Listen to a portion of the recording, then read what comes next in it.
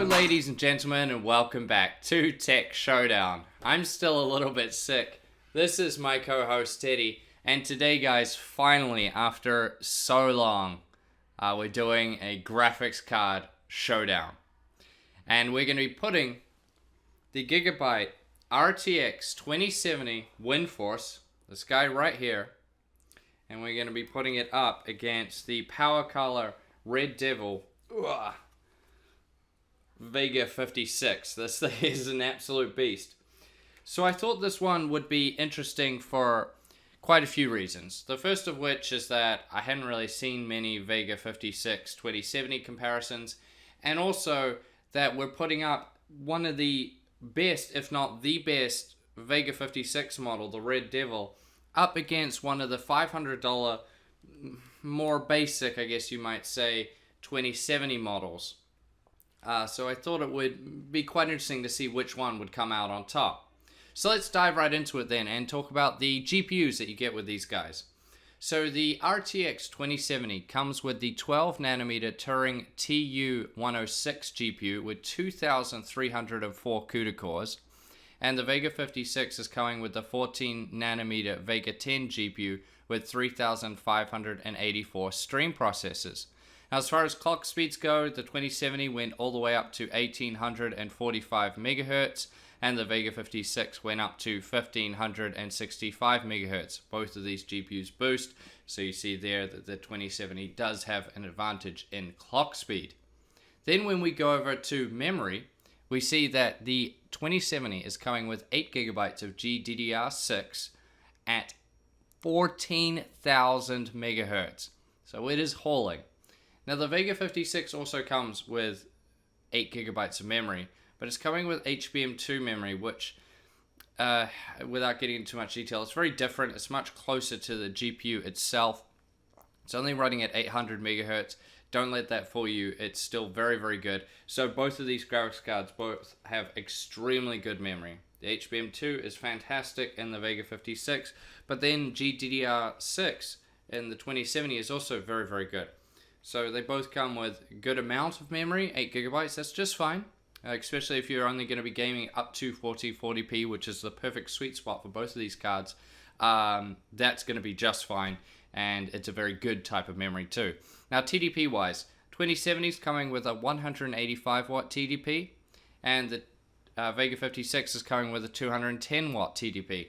Bit of a difference there. I wouldn't say either one is exceptionally high, but they're both, especially the Vega 56, is getting up there a little bit. That's probably the best way to put it. Now let's talk about the coolers themselves.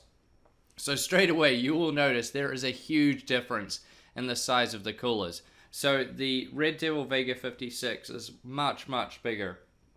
This is a huge, huge graphics card.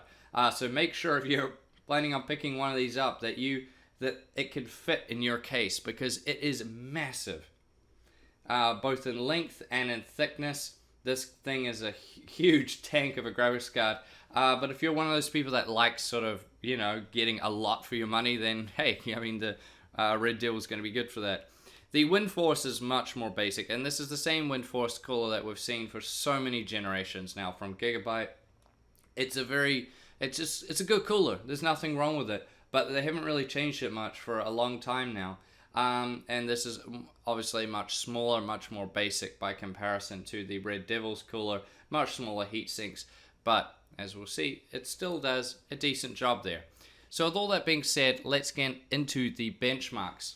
So I benchmarked both of these cards with my personal rig that's running the i9-9900K at stock speed, so the best gaming CPU you can get right now, so they're definitely not being held back at all by the CPU. And let's jump into the benchmarks and see how they perform.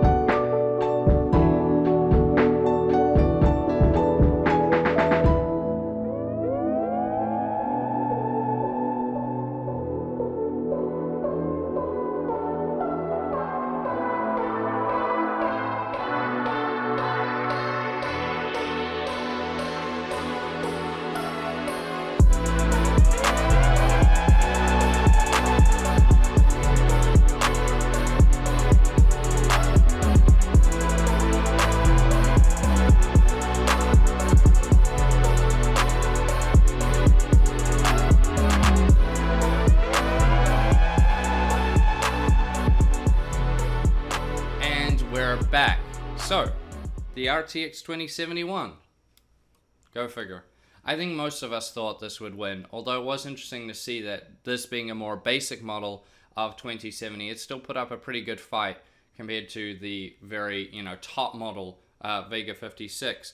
Now, when we talk average FPS, so if you add all the FPS together, get the average, you'll see that the Vega 56 comes in at 73.7 FPS compared to the 89.8 FPS for the 2070, which means the 2070 was 16% faster on average.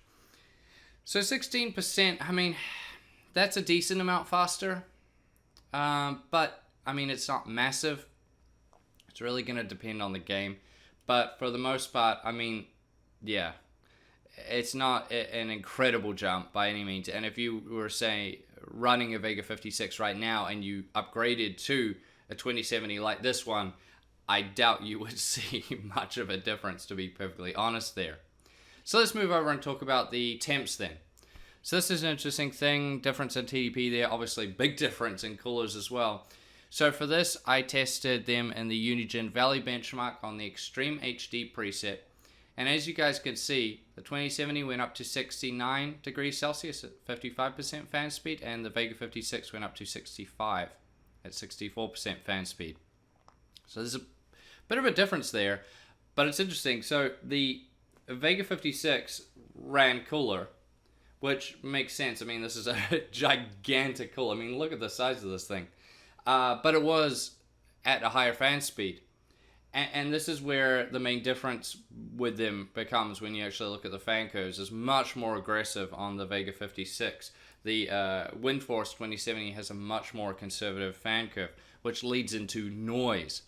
So I'll let you guys judge for yourself, but straight away I'll tell you, yeah, the 2070 wins this one because it's just got a much more conservative fan curve. When I've been using them when I'm gaming, it doesn't ramp up nearly as aggressively. So the 2070 is quieter than the Vega 56, which can actually ramp up quite a bit at times.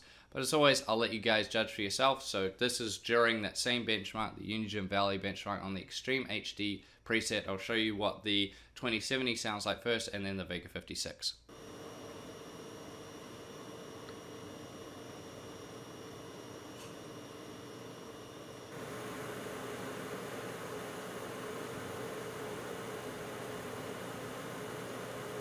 So there you have it, guys. One thing I will say is that you always can adjust the fan curves. And when I had been using the Vega 56, I just set my own one. It doesn't need to run that cool. You can add another 10 degrees, let it run up to like 75. That's fine. That's not a problem. And obviously turn down those fan speeds a bit so it's much, much quieter. This is something that goes for any graphics card. I mean, you can say that for the Windforce 2070 too. But with this guy, I would highly recommend it, whereas with the Windforce 2070, you can just leave the stock fan curve. It's just fine. You don't really need to change it. Which brings us now to the conclusion then, and what do I make of these two graphics cards? So let's bring price into it, and we'll use US pricing, and I was mainly looking at Newegg. So I couldn't really find the Red Devil on many sites for sale, but you can see that most Vega 56s seem to be going around the $500 US mark. Some of them maybe down to like $450, but it's really going to depend on the model. For a more higher end model, you're going to be looking around the $500 US mark for ones like the Red Devil or equivalent ones from other companies. They're going to be about that. Maybe get a bit more basic one for like 420 or something like that, but it obviously may not have the performance of the Red Devil. The 2070, on the other hand, this Windforce is pretty much $500 no matter where you look. So that's the base price for the 2070. That's, that this is a model I would say is just fine for $500. And so price-wise, realistically, there isn't that much difference between them. Maybe get the Vega 56 on special for like $450 or something for a good model. But most of the time, there's maybe going to be the same price or only $20, $30 in it between these two graphics cards. So which one would I recommend? Well, the 2070 is 16% faster, it uses less power, and it runs quieter out of the box. But the Vega 56 can be slightly cheaper, even for a good model, depending on where you look and what model specifically it is. And it also has FreeSync support. which is something that cannot be overlooked, especially if you're someone that really notices things like that, or maybe you already have a FreeSync monitor. So which one would I recommend? If I was out there buying right now and I had to pick out of one of these two GPUs, I would pick the 2070. Yeah, it doesn't have FreeSync support, but it's just the better GPU. It's going to use less power. More basic models like this Windforce will be $500. It'll be quieter, and it's just a good GPU, and I think it's the better one for going forward. I mean, the Turing GPUs are very new right now, so we'll continue to see good gains and optimizations over the next 6 to 12 months. I think that will really help this guy also. The Vega 56 is still a good card, but yeah, I just can't recommend it in this case. However, if you're a person who's already running a Vega 56 and you're maybe thinking, should I upgrade to a 2070? No, I definitely wouldn't. As you could see, it wouldn't really be worth it. I would just say stick with your Vega 56, or if you're going to upgrade, go up to like a 1080 Ti RTX 2080, something like that. That would be a good upgrade. Or maybe wait until AMD releases their new GPUs and maybe there'll be something there for you then. But yeah, I would probably just hang on to it for right now, unless you plan on upgrading to something like that. Maybe you see a 1080 Ti for a really good deal and you could pick that up. Now, I thank you guys for watching this video. It's been really fun for me. I'm really sorry that, first of all, I keep getting sick. I don't know why. I'm trying my best to avoid it, but yeah. I'm sorry there hasn't been as many GPU showdowns as I'd like. It's been very, very hard for me to get the graphics cards here. I had to buy both of these GPUs with my own money, and, you know, they were both around the same price. This one was a little bit cheaper, but you know, that it's difficult for me. I have to save up my money in that. I don't have a lot of money, so it can take me a while to save up the money to buy GPUs like this. I can't get them from the companies for some reason. I'm not gonna say that I've been blacklisted, but I'm not sure why. But every single company I approach is just not interested, and I feel like maybe that's coming from Nvidia or someone else. It seems to be with the Nvidia cards, especially whenever I ask, it's just like no reply. So I'm not sure what's going on there, guys. But as I did when I first started this channel, I'm happy to just buy the graphics cards and buy and sell and buy and sell. But it does cost money, and I can't do it that often, which means that the GPU showdowns will be spaced out quite a bit.